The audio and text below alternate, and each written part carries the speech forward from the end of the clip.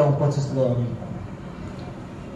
આ પાવન પ્રસંગમાં અને ભાગવત કથામાં અને એમાં પિતૃઓના મોક્ષ કરવા માટે અનેક જગ્યાઓ અને અમારી રબારી સમાજ નહીં પણ આ ભાગવત કથામાં 18 વર્ણ સર્વ ગોગા મહારાજની સેવક છે.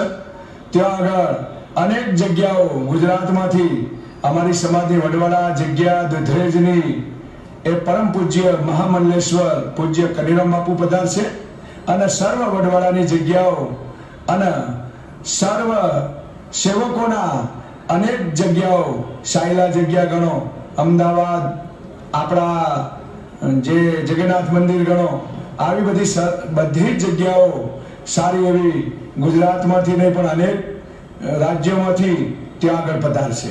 તો આગળ રાજા ભગત બાપા જેમને જણાવ્યું કે જે 26 તારીખથી જે કાશીમાં પ્રોગ્રામ થઈ રહ્યો છે તેમાં મોટી સંખ્યામાં દેશભરમાંથી ભક્તો ઉમટી પડશે. ગોગા મહારાજના કાહવા મંદિર ખાતે આયોજિત શિવ મહાપુરાણ પાઠ તેમજ ભાગવત પારાયણનું કાશી ખાતે સૌ પ્રથમવાર આયોજન કરવામાં આવ્યું છે, જેમાં ગુજરાત ઉપરાંત બહાર રહેતા રબારી સમાજના લોકો ઉપસ્થિત રહેશે.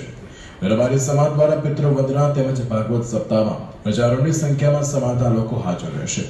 કાહવા પાસે આવેલા મંદિરમાં ભક્તો પોતાની માનતા રાખીને પોતાની મનોકામના પૂર્ણ કરી શકે છે.